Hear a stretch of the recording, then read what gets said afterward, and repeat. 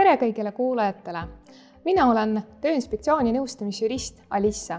Ja kuna teatud asjad ei muutu ajaga kunagi, siis täna me taas kord räägime sellest, kuidas tööandja võib töölepingu erakorraliselt üles öelda. Kuna kordamine on tarkuse ema, siis alustame sellest, kuidas toimub töölepingu ülesütlemine. Töölepingu seadus sätestab, et töölepingu ülesütlemine toimub kirjaliku taasesitamist võimaldavas vormis ülesütlemise avalduse alusel.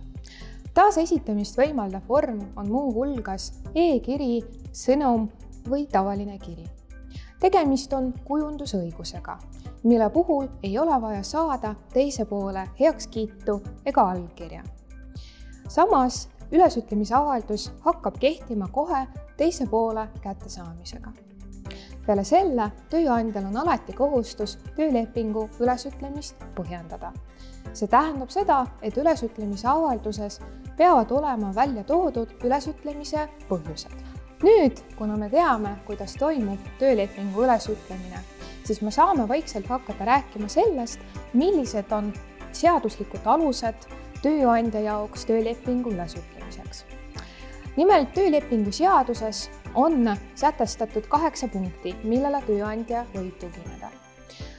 Paragrahv 88 lõige 1 sätestab, et tööandja võib töötajaga töölepingu erakorraliselt üles öelda töötajast tuleneval mõjuval põhjusel, kui ei saa eeldada mõlemapoolse huve arvestades töösuhte jätkamist.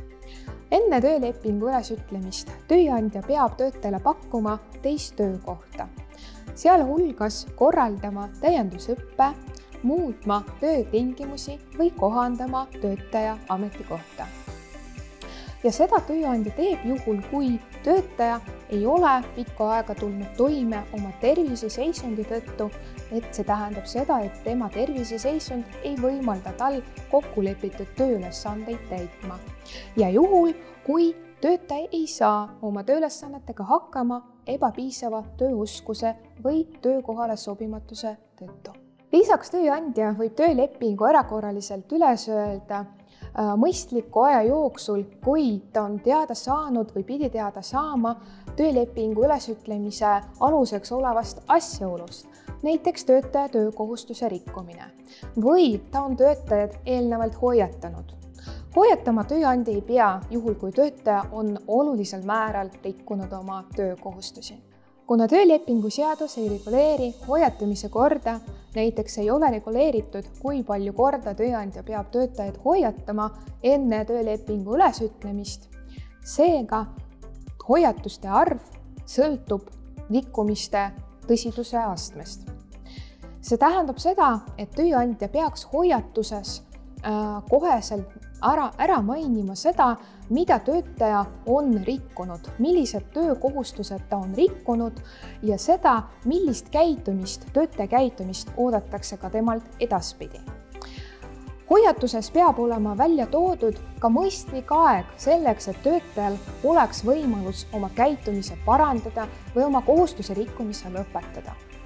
Ja kindlasti viimane, aga väga oluline aspekt, mida tööandja peab hoiatuses kirja panema, on see, et milline saabub õiguslik tagajärg, juhul kui töötaja oma kohustuse rikkumist ei lõpeta. Välja kujunenud praktika kohaselt kõige tihedamini öeldakse tööleping üles töölepingu seaduse paragrahvi 88 lõige 1 punkti 3 alusel.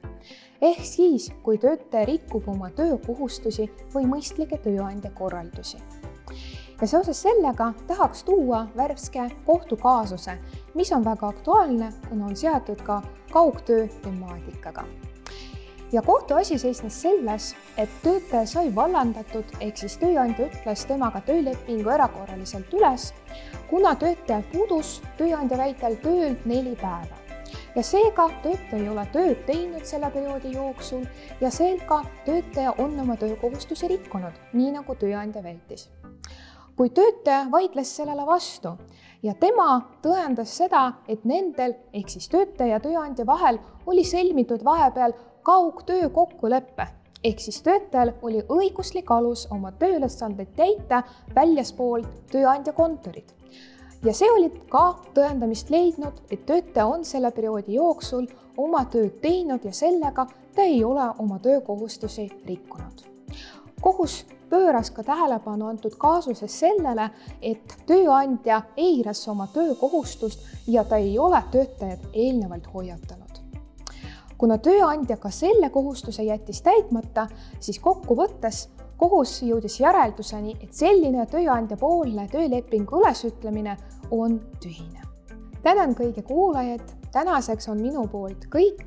Kui teil tekkisid lisaküsimused, siis te võite alati julgelt võtta ühendust Tööinspektsiooni nõustamisjuristidega, kas telefoni teel, mis on 6406 000 või siis e-posti kaudu, see on jurist@ti.ee.